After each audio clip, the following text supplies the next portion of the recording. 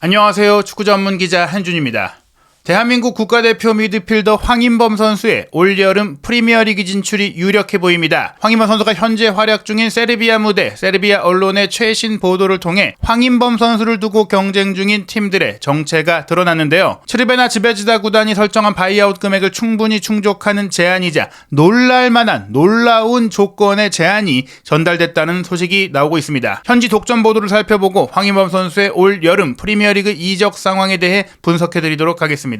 세르비아 매체 메르디안 스포르트가 4월 27일 현지 시간으로 프리미어리그 팀들이 황인범 선수를 주시하고 있다라는 보도에서 어떤 팀들인지 그 정체를 공개했는데요. 보도를 살펴보겠습니다. 레드스타의 축구선수 황인범이 잉글랜드 두 클럽의 레이더에 포착됐다고 현지 언론이 보도하고 있다. 세르비아 챔피언인 레드스타 츠르베나 소속의 한국 대표 선수 황인범은 울버햄튼과 크리스탈 팰리스에 관심을 끌고 있다. 같은 소식통에 따르면 잉글랜드 클럽의 스카우트들이 지난 파르티잔 더비 세르비아컵 준결승전에서 27살 미드필더 황인범이 승리하고 또한 컵대회 결승전 진출을 이끄는 과정을 현장에서 지켜봤다. 황인범은 특히 지베지다의 첫 번째 골 과정에 두각을 나타냈다. 그가 유럽 스카우트들의 노트북에서 긍정적인 점수를 받았다는 것은 의심의 여지가 없다. 울브스에는 공격 상황에서 친숙할 수 있는 동료, 게다가 지원해줄 수 있는 또 다른 한국 국가대표 선수인 황희찬이 있다. 현재 보상, 이적료에 대한 구체적인 정보는 없지만 황인범은 올림피아코스에서 지난해 여름 지베지다 역사상 가장 비싼 영입 선수로 도착했다는 점을 고려한다면 이적이 이루어지려면 수백만 유로가 들 것이다. 이 보도를 통해서 이전에 인포르메르에서 보도했던 세르비아컵 준결승전에 프리미어리그 팀들이 포함된 다수의 유럽 빅리그 스카우트들이 황인범 선수를 보기 위해 올 예정이다라는 내용이 확인이 됐고 업데이트 됐는데요. 실제 이 경기가 진행이 됐고 그 경기가 진행됐을 때 등장한 스카우트의 정체가 울버햄튼 그리고 크리스탈 팰리스의 스카우트였다는 것입니다. 이적료 규모에 대해서 알려지지 않았다고 했지만 츠베즈다도 많은 돈을 투자한 만큼 그 이상의 규모가 될 거라고 했는데요. 지금 세르비아 언론 쪽에서는 황인범 선수의 바이아웃 조항이 있다는 것들을 언급하지 않고 있지만 이미 이적 당시 특히 황인범 선수가 여러 다른 유럽 빅리그로 갈 수 있었던 상황 속에서도 올림피아코스와의 협상이 좀 난항을 겪으면서 풀어주는 상황이 어려워지면서 그래도 올림피아코스와 구단 간 관계가 좋은 즈베지다로 가는 과정 속에 바이아웃을 설정했던 것이 800만 유로 미만이다. 대략 700만에서 750만 유로 가까이 된다라는 얘기들이 있었는데 물론 이제 영입 경쟁이 되는 과정 속에는 맥시멈으로 이제 바이아웃을 채워주면서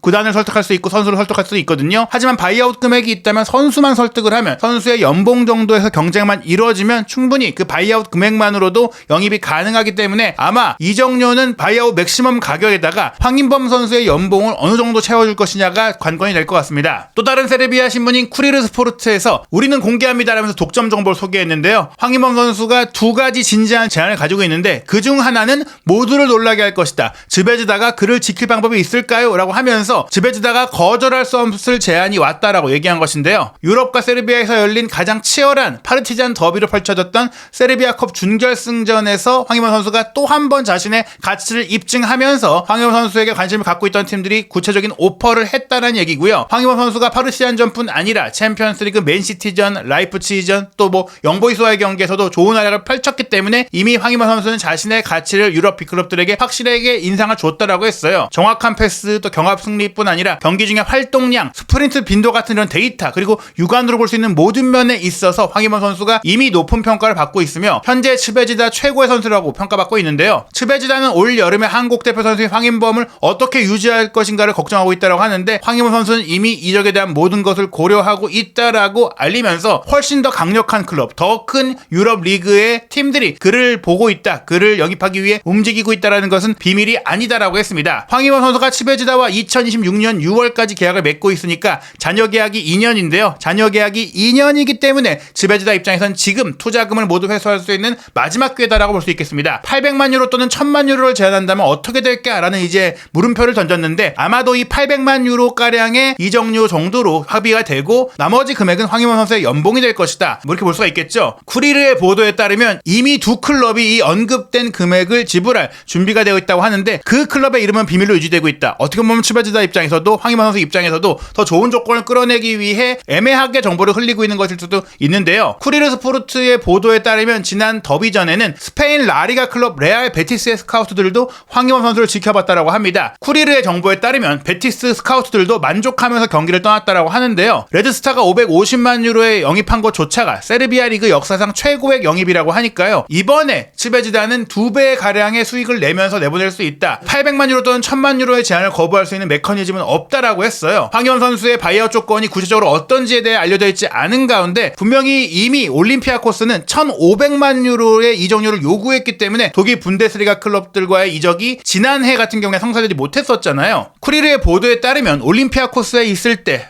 나폴리, 독일의 메넨글라트바흐, 프라이부르크, 튀르키예의 갈라타사라이, 페네르바체가 원했지만 올림피아코스의 이적료를 채워주지 못하다 보니까 이적이 무산됐고 그러한 과정 속에 루빈 카잔을 떠나 올림피아코스로 향할 때의 그 계약 기간 설정 등의 문제를 근거로 들어서 분쟁의 여지가 생기다 보니까 올림피아코스를 지난해 여름에 황희범 선수가 떠나면서 츠베즈다로 오게 됐거든요. 황희범 선수에 대해서 올림피아코스가 원했던 액수보다 3배나 적은 돈으로 츠베즈다가 영입을 했기 때문에 황희범 선수가 원했던 바이아웃 금액이 설정된 것으로 알려졌는데요. 물론 프리미어리그 팀들이 자금력에서 앞설 수 있지만 레알 베티스 역시 이 정도 1000만 유로 미만의 금액은 충분히 투자할 수 있는 규모의 팀이라는 점에 있어서 베티스의 가능성도 완전히 배제할 수는 없다라고 볼 수 있겠습니다. 게다가 황희범 선수가 처음에 이제 유럽 진출, 해외 진출을 하기 전 밴쿠버에 가기 전에도 알라베스를 포함한 몇몇 라리가 팀들이 황희범 선수에 관심을 가질 정도로 황희범 선수의 미드필드 운영 능력이라든지 중원에서의 테크닉에 대해서 좋은 평가를 해왔었거든요. 뿐만 아니라 사실 황희범 선수가 개인적으로 많이 원했던 분데스리가 같은 경우에는 여러 차례 구체적으로 연결됐던 팀들이 많이 있었습니다. 그러나 문제는 역시 이적료였죠. 황희범 선수가 MLS에 갔다가 러시아 클럽으로 이동하는 과정 속에 몸값이 계속해서 상승했고 그런 과정 속에 또 나이는 또 들어갔기 때문에 어떻게 보면은 막대한 투자를 할 정도의 과감한 움직임이 나오기 어려웠었는데요. 올림피아코스에 이어 츠베즈다에서까지도 좋은 활약을 펼쳤고 무엇보다 챔피언스리그에서도 좋은 활약을 펼치다 보니까 이제는 투자를 좀 더 하려는 팀들이 등장했고 무엇보다 프리미어리그 팀들이 움직이기 시작했던 것은 굉장히 고무적인 부분입니다. 또한 파르티잔과의 경기 결국에는 츠베즈다가 2대0 승리를 거두면서 결승에 진출을 했는데요. 이번 경기 2대0 승리의 선제골에서 황희범 선수가 오른쪽 측면에서 직접 코너킥을 연결했고 이후 재차 이어진 크로스 공격에서도 오른발로 올린 척하면서 접고 왼발 크로스를 올려서 상대의 자책골을 유도해냈단 말이에요. 황희범 선수의 양발 능력이 또 한 번 주목을 받은 장면이고 비록 득점이 되지는 못했지만 로빙 스루 패스를 수비 뒷공간으로 연결해서 동료 공격수가 정말 골포스트 옆을 아슬아슬하게 지나쳤던 아쉬운 결정력으로 인해 무산됐던 장면까지도 황희범 선수가 멋진 플레이로 끌어냈다라는 점은 이날 경기 황희범 선수를 지켜본 유럽 스카우트들에게 확신을 주기 충분했다고 볼 수 있겠습니다. 레알 베티스 같은 경우에 현재 라리가 7위를 달리고 있는데요. 아직 시즌이 남아있기 때문에 최대한 유로파 리그까지는 갈 수 있는 상황이에요. 7위로 마친다고 하더라도 유로파 컨퍼런스 리그에 나갈 수가 있고 조금 더 성적을 끌어올린다면 5위인 빌바오, 6위인 레알 소시에다드를 따라잡을 수 있는 아직 경기 일정이 남아있다고 할 수 있겠는데요. 레알 베티스 같은 경우에는 4-2-3-1 포메이션을 쓰고 있는데 두 명의 중앙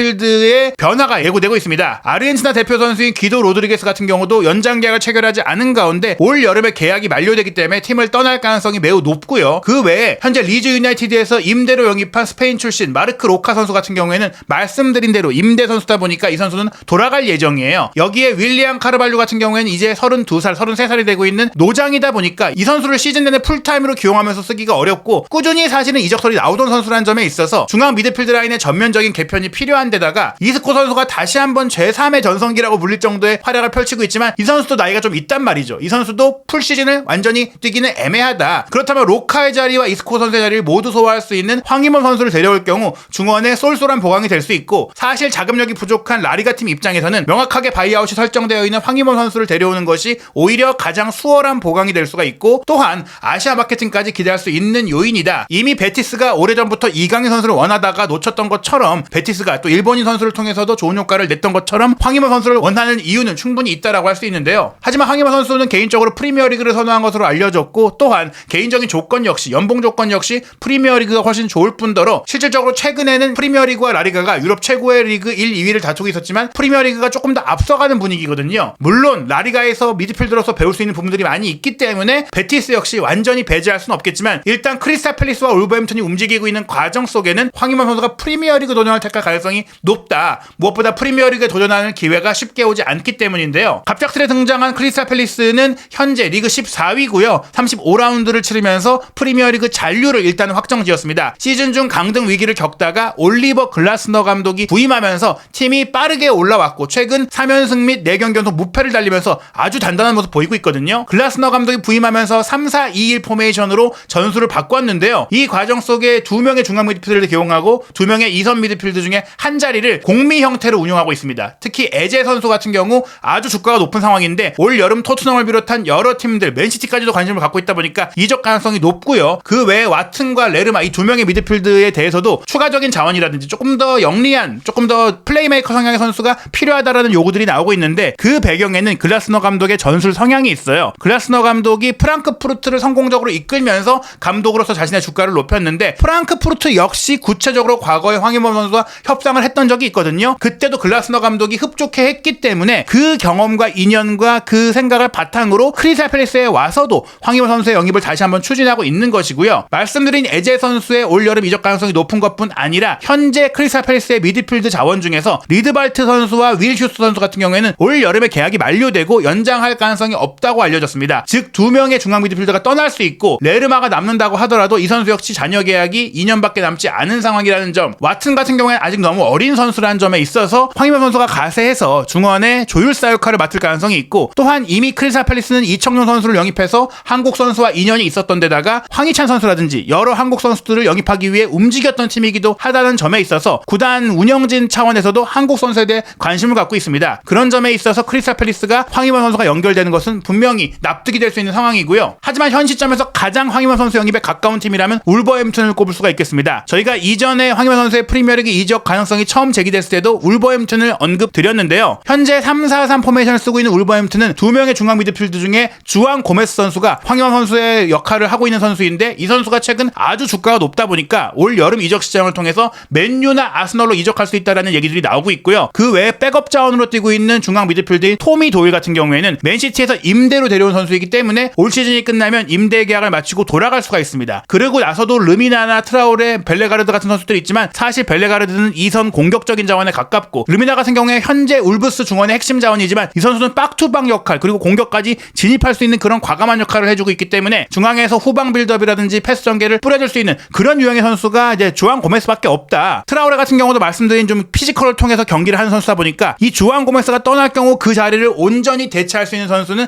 황희범 선수가 적임자라는 것이죠. 무엇보다 울버햄튼 같은 경우에는 황희찬 선수가 활약을 하고 있기 때문에 황희범 선수를 영입할 경우에는 황황 듀오를 쓸 수가 있고, 이미 아시아 마케팅의 효과도 누리고 있는 데다가 황희찬 선수에 대한 만족감이 큰 울버햄튼이기 때문에 게리 오닐 감독 역시 황희찬 선수에 대해서 호감이 좋고 한국인 선수들에 대해서 좋은 이미지를 갖고 있기 때문에 황희범 선수의 영입을 적극적으로 추진하고 적극적으로 투자할 가능성이 있습니다. 게다가 사실은 울버햄튼 같은 경우에는 페드로 네투와 아이트 누리까지 이적할 가능성들이 제기되고 있다 보니까 이적 자금은 충분히 생길 수가 있다. 그런 과정 속에서 황희범 선수뿐 아니라 다른 포지션도 보강을 해야 된다고 생각한다면 중앙 미드필드 자리의 선수들을 또 데려오는 것이 많은 투자감이 들잖아요. 적절한 정해진 바이아웃 금액이 있고 또 연봉도 그리 무리하게 지르지 않아도 되는 황희범 선수는 최고의 보강 대상이 될 수 있습니다. 황희범 선수가 2대0 승리를 이끈 파르티잔과의 파르티잔 더비 세르비아컵 4강전 같은 경우에는 고영준 선수와 황희범 선수의 코리안 더비 맞대결이 펼쳐지기도 했었는데요. 고영준 선수 역시 점차 출전 시간을 늘려가면서 유럽 무대에 적응하고 있습니다. 황희범 선수는 4월 29일 0시 30분에 보이보디나와 세르비아 수페르리가 플레이오프 경기를 이어가는데요. 세르비아컵 결승전이 5월 23일로 예정되어 있는 가운데 시베지다가 현재 세르비아 리그 1위를 달리고 있기 때문에 리그 우승과 컵대회 우승, 이 더블 우승을 이루면서 세르비아 무대 첫 시즌에 성과를 확실히 내고 프리미어 리그 유럽의 3대 리그로 진출한다면 황희범 선수의 커리어가 진정한 전성기를 꽃피우게 될 것으로 보입니다. 울버햄튼은 황희찬 선수의 리그 11호 골에 힘입어 루턴타운을 꺾었죠. 프리미어 리그에서 3경기를 남겨두고 있는데 맨시티전, 그리고 황인범 선수를 두고 영입 경쟁을 벌이고 있는 크리스탈 팰리스전, 마지막으로 리버풀과 경기를 치르게 됩니다. 이 3경기를 모두 이길 경우에는 유로파 컨퍼런스 리그의 진출 가능성이 생기고요. 레알 베티스 같은 경우에는 세비야와 안달루시아 더비 이후에 오사수나전, 알메리아전, 라스팔마스전, 레알 소시에다드전, 레알 마드리드전까지 아직 많은 경기가 남아있는데요. 유럽 대항전에서 어느 무대에 나서는지, 특히 레알 베티스가 유로파리그 진출권을 확보해낸다면 프리미어리그 팀들과의 영입 경쟁에서 황희범 선수에게 어필할 수 있는 부분이 있을 수도 있습니다. 크리스탈 팰리스 같은 경우에는 글라스너 감독이 황희범 선수를 개인적으로 설득할 수 있는 가능성도 있는데요. 크리스탈 팰리스가 최근 워낙 기세가 좋고 맨유, 울브스, 빌라와의 경기를 통해서 더 큰 비전을 보여준다면 팰리스 역시 결코 간과할 수 없는 상황이 되겠죠. 과연 이 3개 팀 중에 어떤 팀이 황희범 선수의 영입을 설득하고 최종적으로 황희범 선수를 데려갈 수 있을지, 유럽 빅리그 진출이 임박한 황희범 선수의 이적 상황 한준TV를 통해 유럽 현지의 최신 보도, 독점 보도, 팩트체크와 독점적인 정보들 확인하시기 바랍니다.